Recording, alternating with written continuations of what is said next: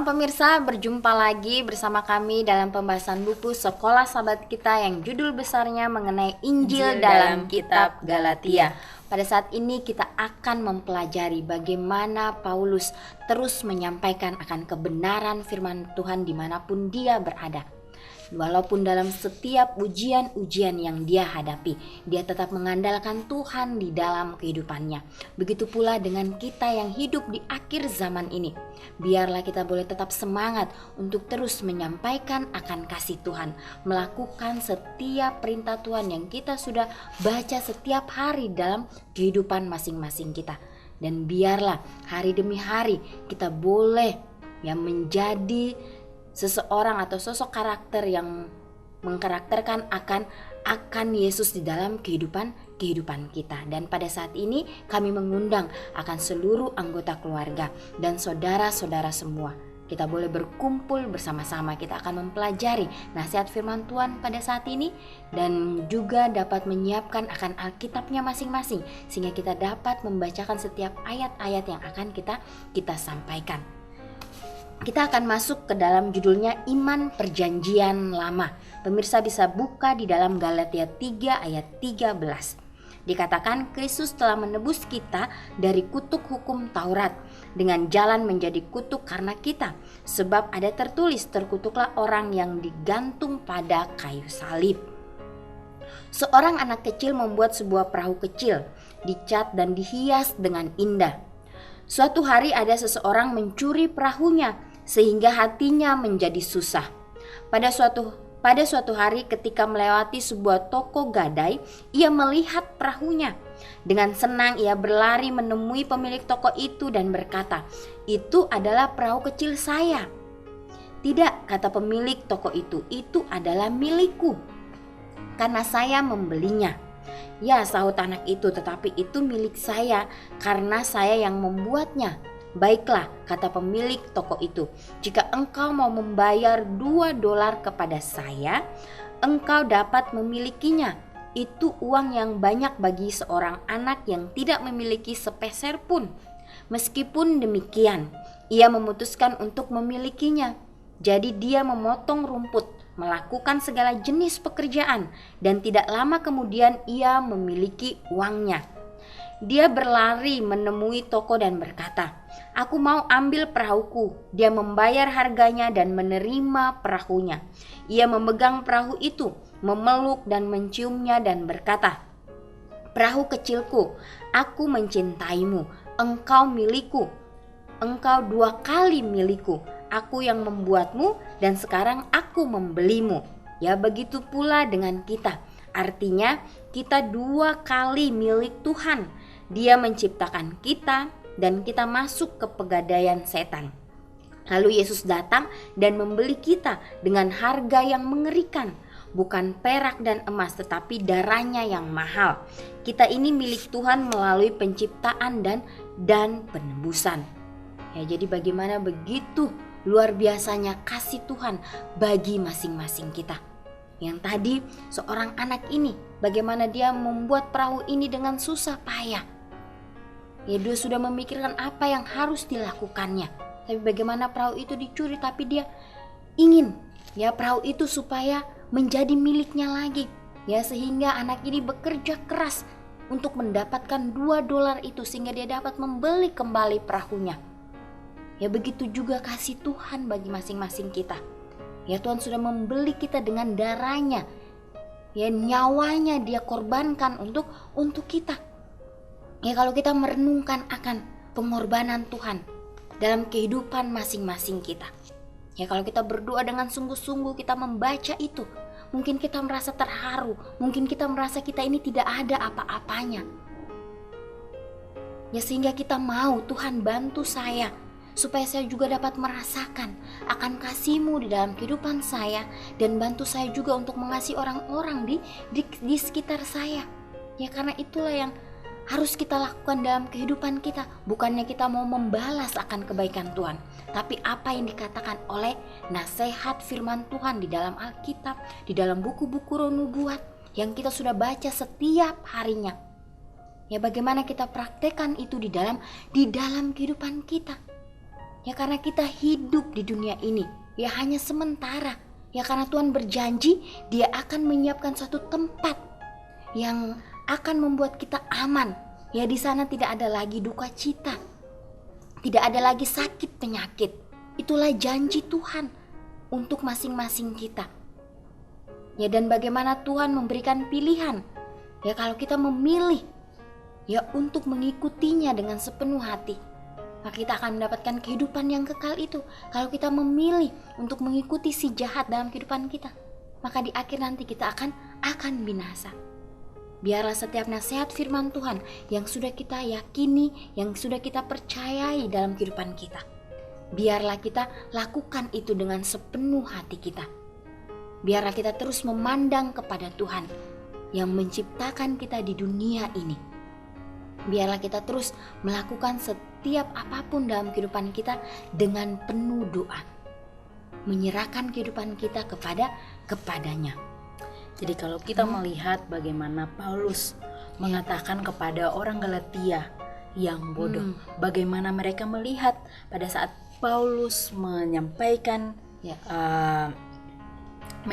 akan Injil itu, orang-orang di Galatia mereka mengatakan bahwa semuanya ini adalah ajaran yang berbeda. Karena kalau kita melihat Paulus membawa kita kepada salib itu, dimana kalau kita terus memandang kepada Yesus, kita akan mendapatkan keselamatan itu atau kasih karunia itu. Dikatakan di sini bahwa kita bukan melalui perbuatan kita dibenarkan, bukan dengan apa yang kita telah lakukan maka kita akan dibenarkan, tetapi setiap kehidupan kita akan diperhitungkan bila mana kita terus bergantung kepada Bapa yang di surga. Dikatakan setelah mulai dengan baik, apa yang membuat mereka berpikir bahwa sekarang mereka harus mengandalkan perbuatan mereka sendiri.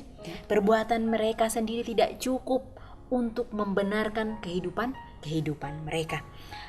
Dikatakan bahwa dari Galatia, Injil adalah bahwa mereka mengetahui keselamatan itu berakar pada salib Kristus. Tidak mungkin mereka salah dalam soal ini kalau mereka melihat kembali bahwa keselamatan itu berakar dalam Kristus atau salib Kristus. Di sini dikatakan bahwa Galatia dalam kemurtadannya karena mereka mulai memfokuskan kehidupan mereka dari apa yang fokus utama, yaitu kepada salib Kristus. Tetapi mereka mulai melihat bagaimana setiap itu melalui perbuatan-perbuatan yang kita lakukan. Oleh karena itu Paulus menegur mereka dengan begitu rupa sehingga mereka pun harus menerima bahwa setiap keselamatan itu hanya melalui salib Kristus. Ya, jadi bagaimana Paulus ya pada saat Paulus di Galatia ya, bagaimana dia menulis surat kepada setiap jemaat. Ya bagaimana Paulus ya memfokuskan mereka, bagaimana Paulus mengajarkan mereka yaitu pembenaran oleh iman ini. Ya betapa pentingnya ya di dalam kehidupan kita untuk melakukan segala sesuatunya dengan mengimani. Ya mengimani apa yang kita doakan, maka Tuhan akan mengabulkan setiap doa-doa kita. Dan Paulus juga menekankan di mana didasarkan pada kitab suci. Ya bagaimana perjanjian lama, perjanjian baru, tapi sini tekankan bagaimana perjanjian lama itu.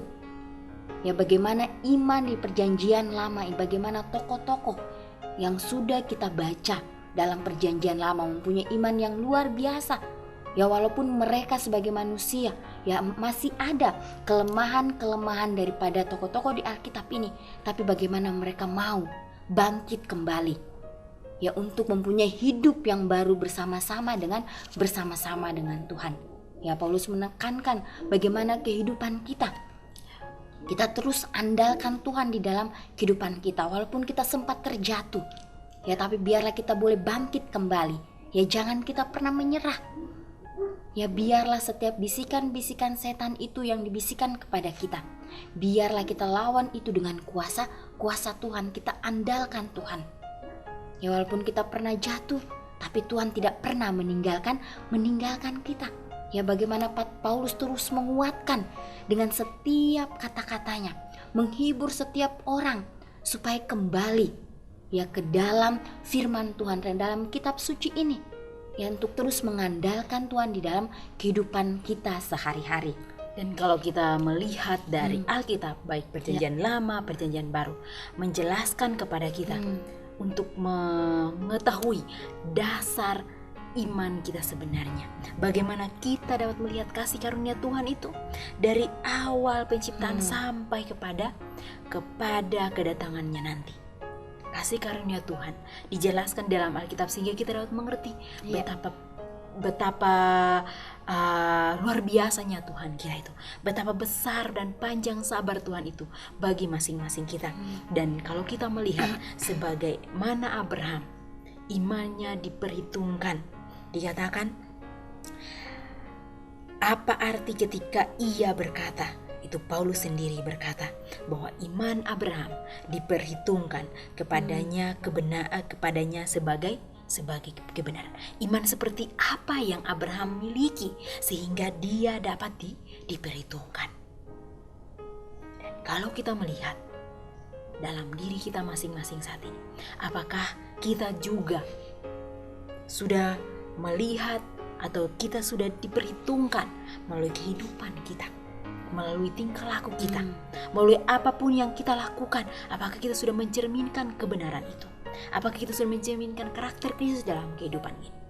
Biarlah kita dapat mempertanyakannya dalam kehidupan kita, agar kita dapat bercermin kepada Yesus, agar kita dapat mencerminkan karakter Kristus itu. Saat kita sudah bercermin kepada Kristus sendiri, maka kita akan diubahkan. Kehidupan lama kita akan diubahkan. Kalau kita melihat sebagaimana saat Tuhan memanggil akan Abraham sendiri, Abraham terus percaya bahwa apa yang Tuhan telah rencanakan baginya adalah yang baik, sehingga dia mengikuti akan apa yang Tuhan kehendaki.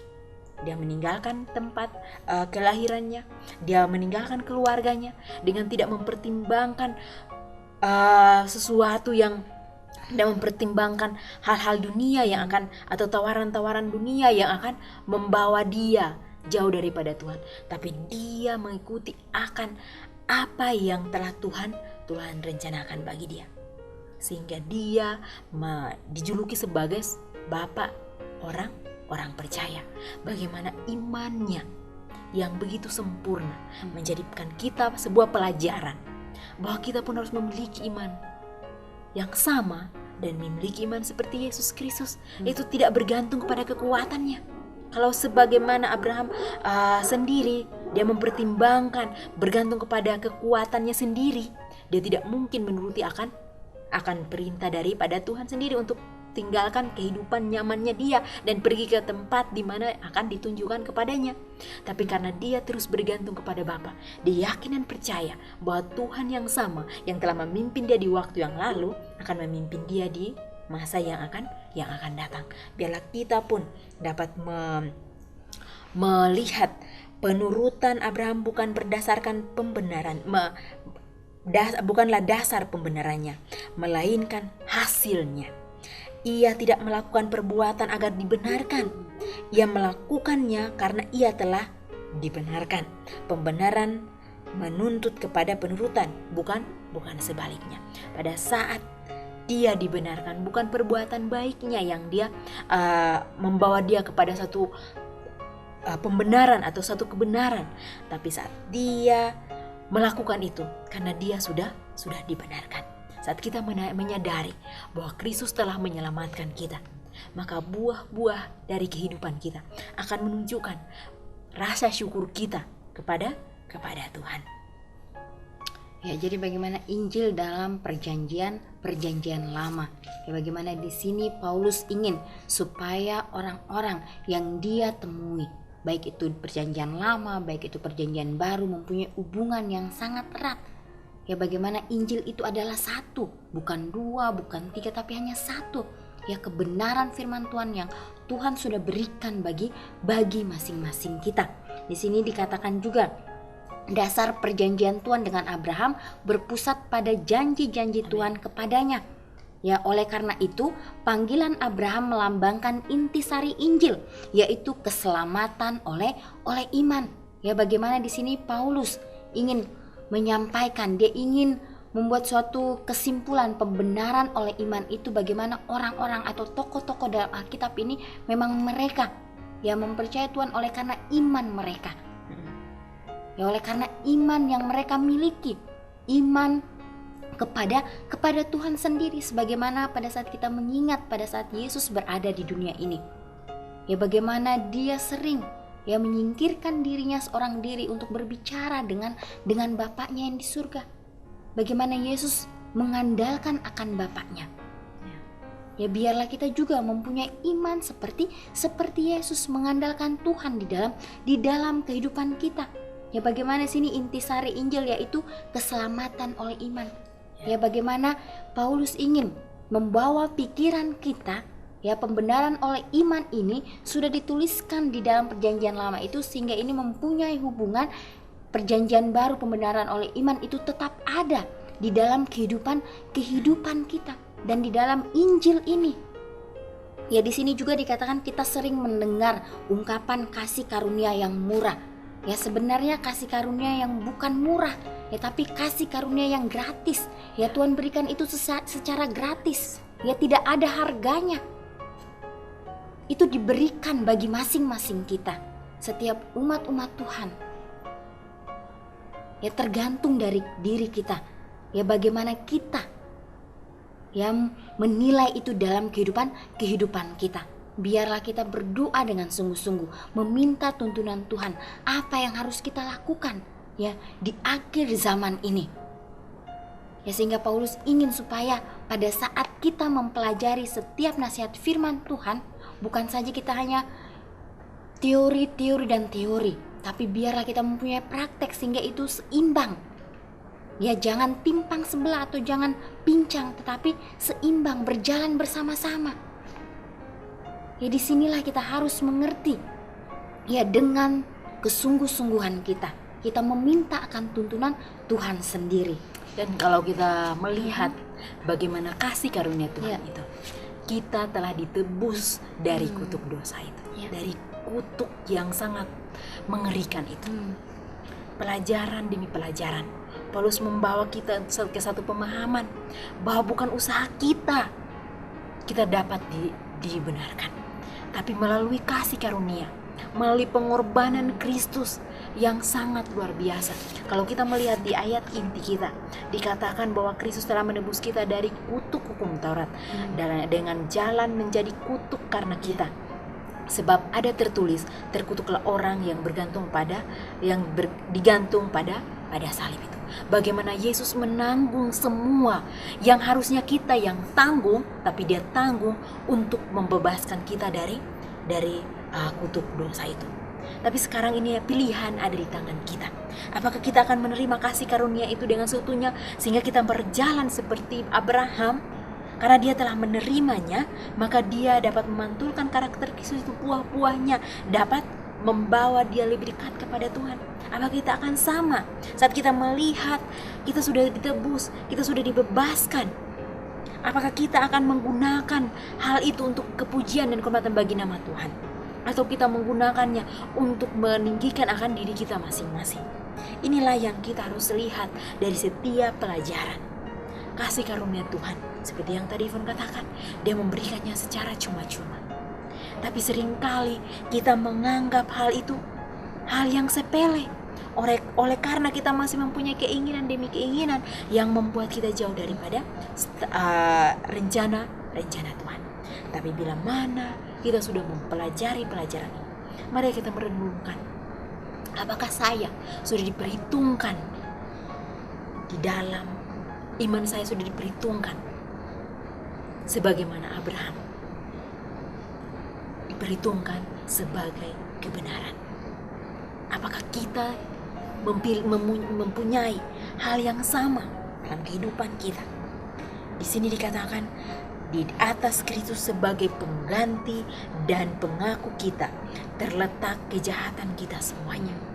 Ia dibilang seorang pelanggar agar dapatlah ia menebus kita dari tuntutan hukum itu. Kesalahan setiap keturunan Adam sedang menekan hatinya.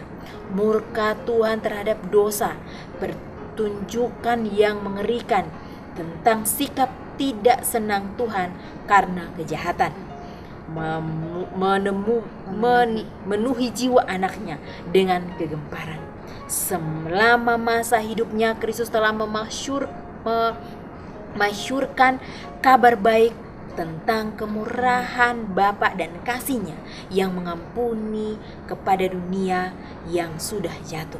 Keselamatan bagi orang yang paling berdosa merupakan temanya. Tetapi sekarang dengan beratnya kesalahan yang mengerikan yang ditanggungnya, ia tidak dapat melihat wajah Bapa yang mendamaikan itu. Pencabutan wajah ilahi dari juru selamat pada saat kesengsaraan yang hebat itu sepenuhnya oleh manusia. Sangatlah besarnya kesengsaraan itu sehingga penderitaan jasmaninya hampir tidak terasa lagi. Dalam Ellen G. White, Alpha dan Omega Jilid 6 halaman 404. Sekarang Luther memulai pekerjaannya dengan berani sebagai pejuang kebenaran. Suaranya terdengar dari atas mimbar memberikan amaran yang sungguh-sungguh dan hikmat. Ditunjukkannya di hadapan orang-orang sifat dosa yang menjijikan dan mengajarkan kepada mereka bahwa adalah tidak mungkin bagi manusia atas usahanya sendiri mengurangi kesalahan atau menghindari hukumannya. Tidak ada lain kecuali pertobatan kepada Tuhan dan iman kepada Yesus yang dapat menyelamatkan orang berdosa. Rahmat Kristus tidak dapat dibeli. Itu adalah pemberian cuma-cuma. Ia menasehati orang-orang supaya jangan membeli surat pengampunan dosa, tetapi memandang dengan iman kepada penebus Bapa yang sudah disalibkan itu. Ellen G. White, Alpha dan Omega Jilid 8 halaman 139. Jadi sangat luar biasa. Ditebus dari kutuk sebagaimana pengorbanan Kristus dan menembus masing-masing kita. Segala pelanggaran kita Dia menanggungnya. Coba kita bayangkan bagaimana menderitanya Tuhan atau Yesus kita itu. Bagaimana Dia harus menanggung, bukan kesalahan Dia, tetapi Dia harus menanggung segala sesuatunya. Hanya membawa kita kepada satu pengertian bagaimana Tuhan kita itu adalah Tuhan yang panjang sabarnya, kasih karunia-Nya begitu besar. Dia tidak melihat seberapa dosa kita yang kita telah perbuat, tapi Dia melihat hati kita, melihat bagaimana Dia rindu untuk satu orang pun tidak berada di neraka nantinya.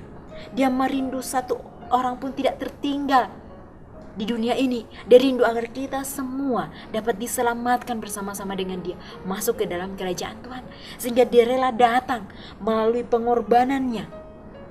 Kita dapat diberikan jalan keluar. Mungkin kalau Dia tidak datang, kita tidak memiliki jalan keluar untuk menyelamatkan diri kita sendiri. Setiap perbuatan kita tidak dapat menyelamatkan akan diri kita. Hanya melalui Kristus kita dapat dibenarkan. Oleh karena itu marilah kita merenungkan pengorbanan daripada Yesus itu, sehingga kita saat melangkah kita dapat membawa kehidupan kita hari ke hari lebih dekat kepada Tuhan. Sebagaimana Martin Luther pada saat dia mengumandangkan bagaimana dosa itu bukan hanya kita tidak dapat membeli pengampunan itu, tapi hanya melalui Kristus saja, melalui penyerahan kita saja, melalui iman kita seperti kepada Kristus, maka kita dapat dibenarkan. Pelajaran kita saat ini membawa kita agar kita dapat mengerti betapa kasih karunia Tuhan, pembenaran oleh iman itu akan terlaksana dalam kehidupan kita. saat kita mau berjalan bersama dengan Tuhan, saat kita memilih untuk mengikuti atau memandang kepada Kristus, maka kehidupan kita hari ke hari akan membuahkan hasil-hasil dari pembenaran itu, membuahkan akan hasil-hasil yang baik, sehingga orang lain dapat melihat terang kebenaran Kristus ada dalam kehidupan kita. Ya, di sini juga dikatakan sejak awal sampai akhir dalam kehidupan Kristen, dasar dari keselamatan kita adalah iman di dalam Kristus saja. Karena iman Abraham pada janji-janji Tuhanlah sehingga ia dihitung sebagai orang benar. Amin. Dan karunia kebenaran yang sama itu tersedia untuk siapapun sekarang ini yang turut serta dalam iman Abraham. Satu-satunya alasan kita tidak dihukum karena kesalahan kita adalah bahwa Yesus membayar dosa kita dengan mati pada tempat kita. Ya, jadi bagaimana kita harus berdoa lebih sungguh-sungguh. Kita katakan kepada Tuhan, Tuhan, selidikilah hati saya. Apakah saya sudah benar-benar mengasihi Engkau? Ya, dan ajarlah saya Tuhan untuk mengasihi orang-orang di sekitar saya. Ya, sebagaimana Yesus mengasihi kita, kita mau belajar juga untuk mengasihi orang-orang di sekitar kita. Biarlah hari ini kita boleh mengambil komitmen kita masing-masing untuk berjalan bersama-sama dengan Tuhan. Biarlah setiap langkah-langkah kita, biarlah Tuhanlah yang dapat menyertai kita. Ya, kita andalkan Tuhan dalam kehidupan kita setiap harinya. Maka kita akan melihat bagaimana Tuhan bekerja di dalam kehidupan kita. Dan kita akan melihat kasih Tuhan itu begitu luar biasanya. Biarlah kita juga memiliki iman seperti Yesus yang selalu mengandalkan Bapaknya yang di surga. Ya pemirsa, inilah nasihat firman Tuhan pada saat ini. Biarlah kita boleh menjadi berkat bagi orang-orang di sekitar kita. Kita akan berjumpa lagi di kesempatan yang berikutnya dan Tuhan memberkati.